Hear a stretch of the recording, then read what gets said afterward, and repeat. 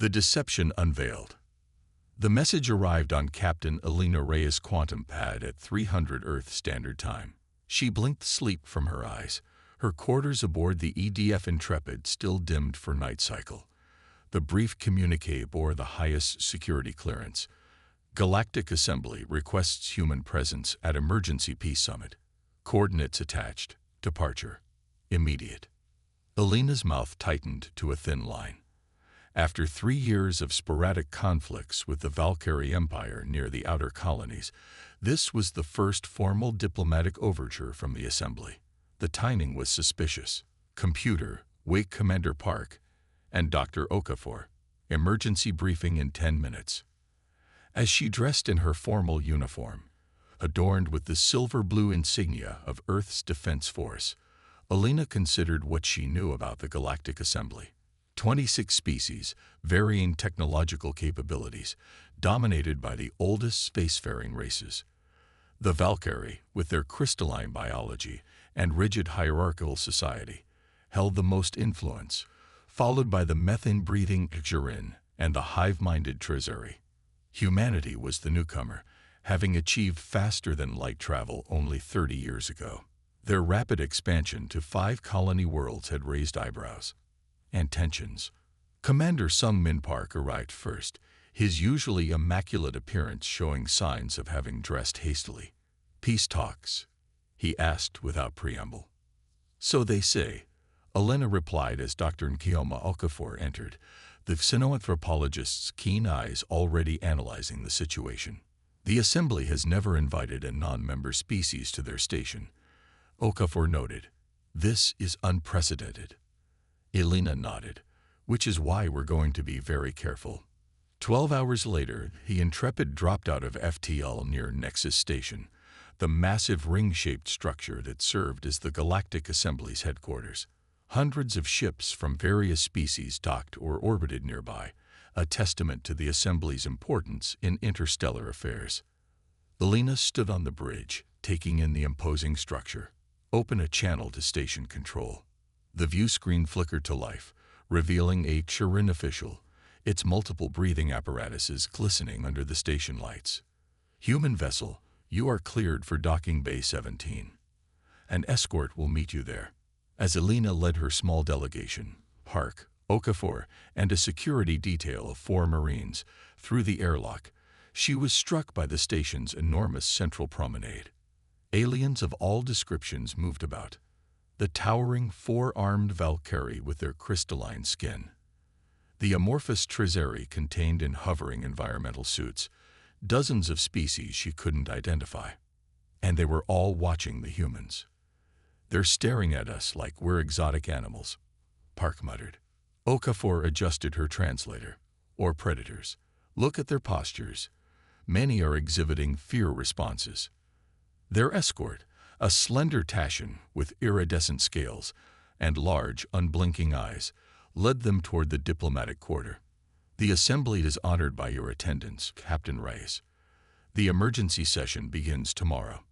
Until then, please enjoy our hospitality." Elena noticed how the escort maintained maximum distance while remaining polite.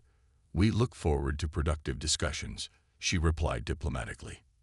Their quarters were luxurious, but clearly designed for much larger beings.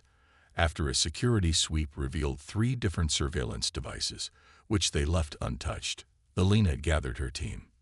"Impressions?" "They're terrified of us," Park said. "Did you see how the smaller species practically pressed themselves against the walls when we passed?" Okafor nodded. "Earth is classified as a death world by Assembly standards. High gravity, extreme weather patterns, diverse biomes, and an abundance of predators. Most Assembly species evolved on much more stable, homogeneous worlds."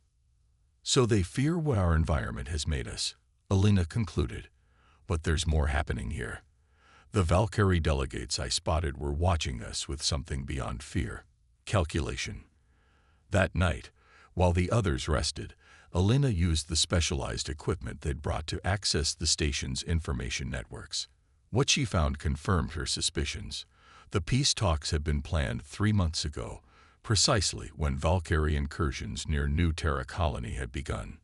More worrying, long-range sensor data indicated a massive Valkyrie fleet assembling just outside the Arcturus sector, a strategic position that could threaten 3 human colonies simultaneously. "They're not negotiating," she whispered to herself. "They're stalling." The assembly chamber was a vast amphitheater, with delegates arranged by species. The humans were given a small section near the bottom, facing the central podium where High Counselor Zextrol of the Valkyrie presided. His crystalline form caught the light dramatically as he opened the session. "We gather to address the unfortunate conflicts between the Valkyrie Empire and the human territories," his translated voice boomed. "The assembly seeks peaceful resolution before further bloodshed occurs." Elena watched carefully as the Valkyrie Counselor displayed star maps showing contested regions. According to their proposal, humanity would cede rights to 3 star systems, including the resource-rich Proxima Belt that supplied the outer colonies. When it was her turn to respond, Elena stood calmly. "The human delegation appreciates the Assembly's concern. However, we require time to review these proposed boundaries." The Valkyrie Counselor's crystalline features hardened. "Time is a luxury we may not have, Captain. Reports indicate increasing human military presence near Valkyrie space." "Interesting," Elena replied. "Our reports show a Valkyrie battle fleet assembling near Arcturus." A murmur ran through the chamber. Elena had deviated from diplomatic protocol by directly challenging the Valkyrie statement. During the recess that followed, a small furry being approached Elena while she stood alone by a viewport. The creature had 6 limbs and large, sensitive ears that twitched nervously. "Captain Reyes," it whispered, introducing itself as Kazril, representative of the Mintaki, a minor species. "What you said about the fleet, it's true. The Valkyrie are mobilizing their largest force in a century." "Why tell me this?" Elena asked quietly. "Because many smaller species are watching humanity with hope, not fear." Kazril's ears flattened. "The Valkyrie and their allies have dominated the assembly for millennia. They maintain power by preventing emerging species from gaining influence. And now they see us as a threat. Not just a threat, an unknown variable. Your species achieved in decades what took others centuries. You adapt quickly, fight fiercely. The Valkyrie convinced the assembly that containing humanity is necessary for galactic stability." Before departing, Kazril slipped Elena a small data crystal, the full minutes of the closed assembly sessions discussing the human problem. "My people risk much by sharing this." That night, Elena and her team reviewed the stolen information. The truth was worse than they'd imagined. The peace talks were a sham, a delaying tactic while the Valkyrie positioned their fleet for a demonstrative strike against New Terra, intended to force humanity into accepting permanent second-class status in galactic affairs. More disturbing, 17 assembly species had voted in favor of this plan. "We need to contact Earth Command immediately," Park urged.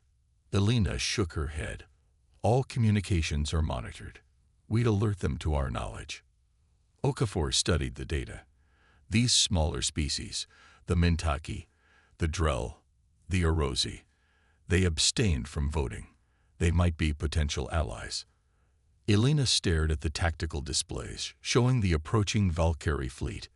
They had less than 48 hours before the first strikes would begin. "We're not going to play their game," she decided. "Prepare for departure." "We're leaving?" Park asked, surprised. "Yes," Elena smiled grimly. "But first, we have a message to deliver."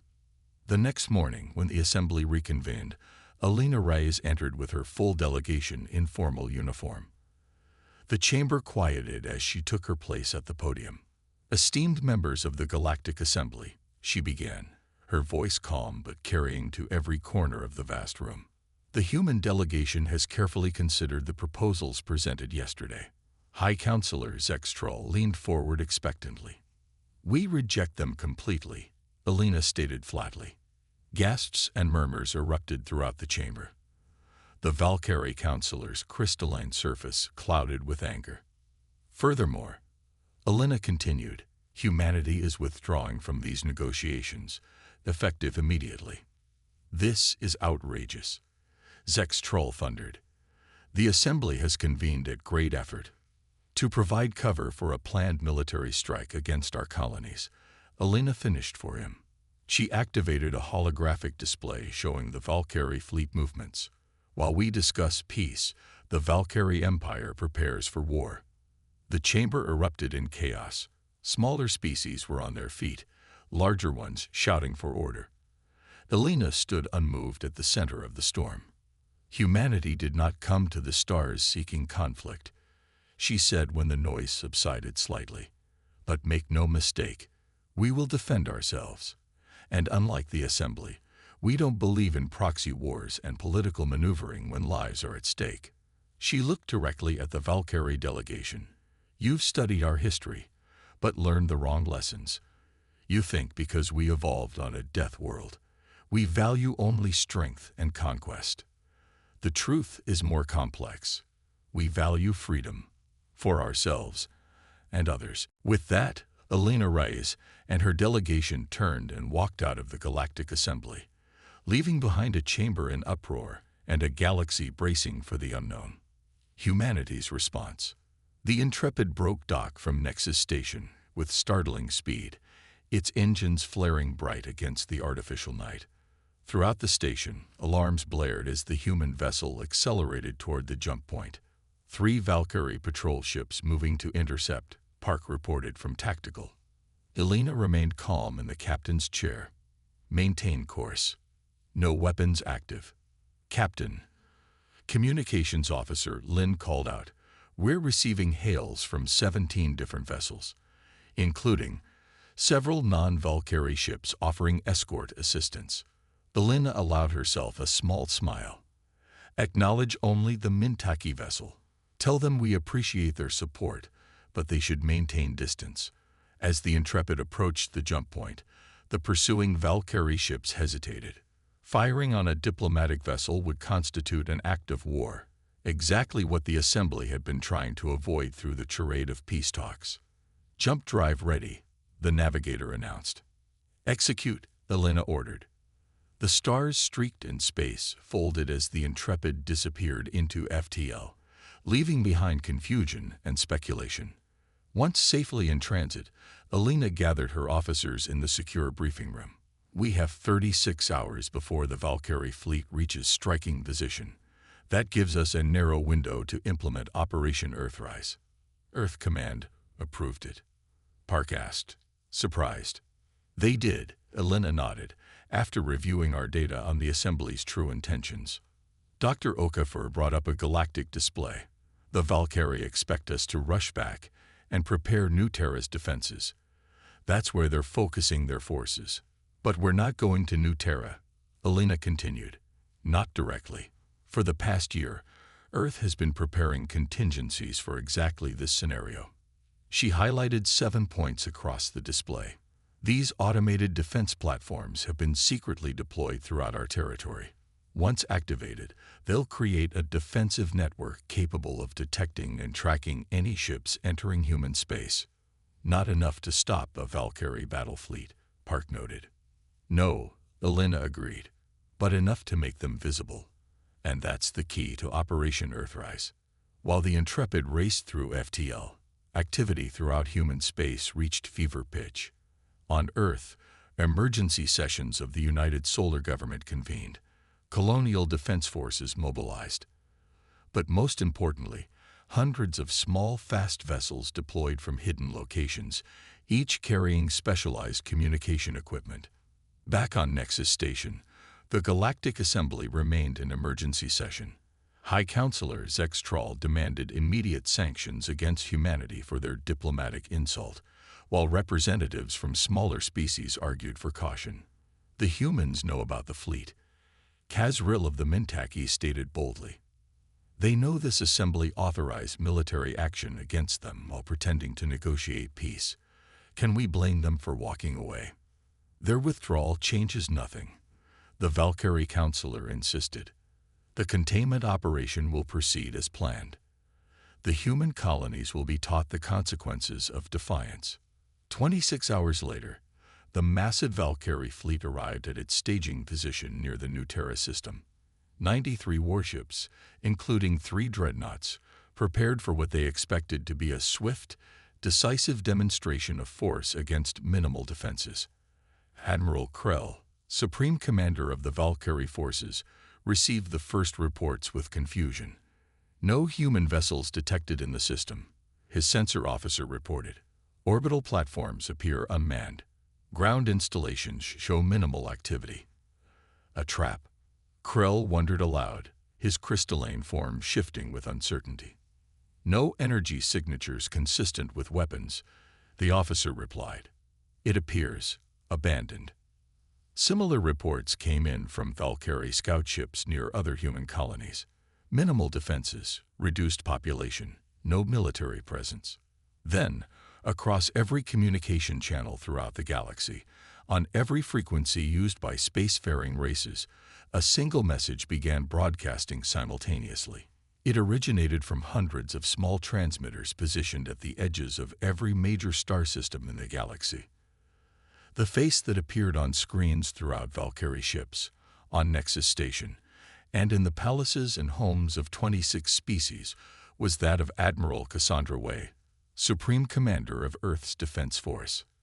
"Attention, citizens of the galaxy," she began, her expression solemn but determined. "This message is being transmitted to inform you of humanity's response to the Galactic Assembly's decision to authorize military action against our colonies while engaging us in false peace negotiations." In the Assembly chamber, pandemonium erupted as delegates realized their closed-door decisions were now public knowledge throughout civilized space. Admiral Way continued, "Humanity has no desire for conflict. We came to the stars seeking knowledge and cooperation. Instead, we found fear and duplicity." The broadcast showed footage from the Assembly's secret sessions, the Valkyrie fleet movements, the planned attack scenarios. Rather than engage in a war that would cost lives on all sides, we have chosen a different path. As of this transmission, humanity has enacted the Solarian Doctrine. Visual feeds twitched to show massive human evacuation fleets, hundreds of vessels that had been quietly gathering colonists while the Valkyrie focused on their military buildup. "We have temporarily withdrawn from our exposed colonies, moving our people to secure locations. But make no mistake, we are not retreating. We are repositioning." The broadcast then displayed something that sent shockwaves through every watching species: schematics for a revolutionary defensive technology. This is the Helix Shield, a defensive system that creates a quantum barrier around protected space. Once deployed, it prevents any vessel from entering without authorization. This technology is now operational around Earth and our core systems. On the Valkyrie flagship, Admiral Krell watched in stunned silence as the broadcast continued. "To the 17 species who voted to authorize military action against us, we are suspending all diplomatic and trade relations. To the 9 who abstained or opposed this action, we offer alliance and protection." The feed showed Earth ships arriving at Mintaki, Drell, and Orozu worlds, offering evacuation to any citizens wishing to seek refuge in human space behind the protection of the Helix Shield. The Valkyrie and their allies believed they could contain humanity through force and intimidation. They were wrong. We will not be contained. We will not be controlled. But neither will we seek revenge or conquest. Admiral Way's expression softened slightly.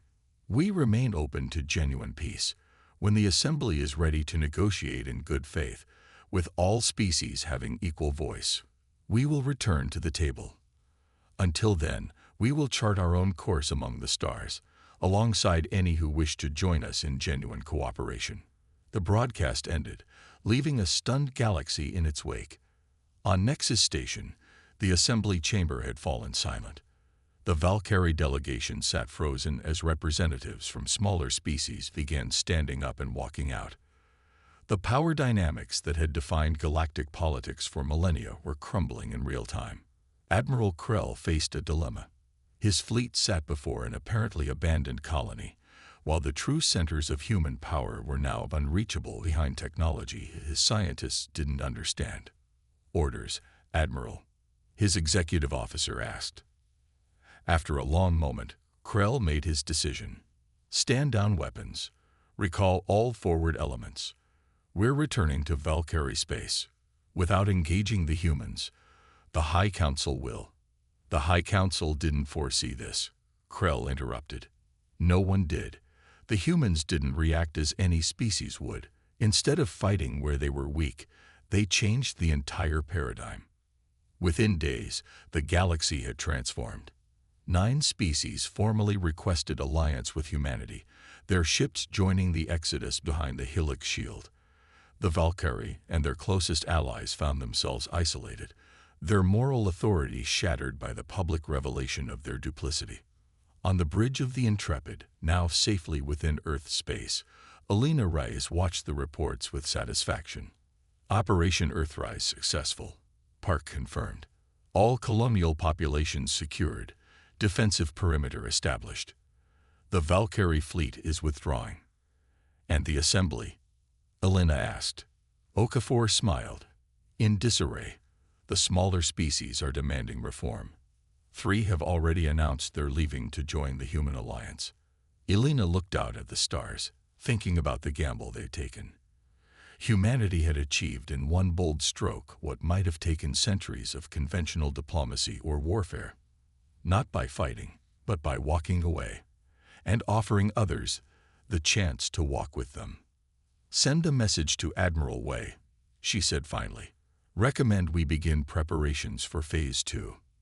"The extended hand?" Okafor asked. Alina nodded. "The galaxy expected us to be conquerors because we evolved on a death world.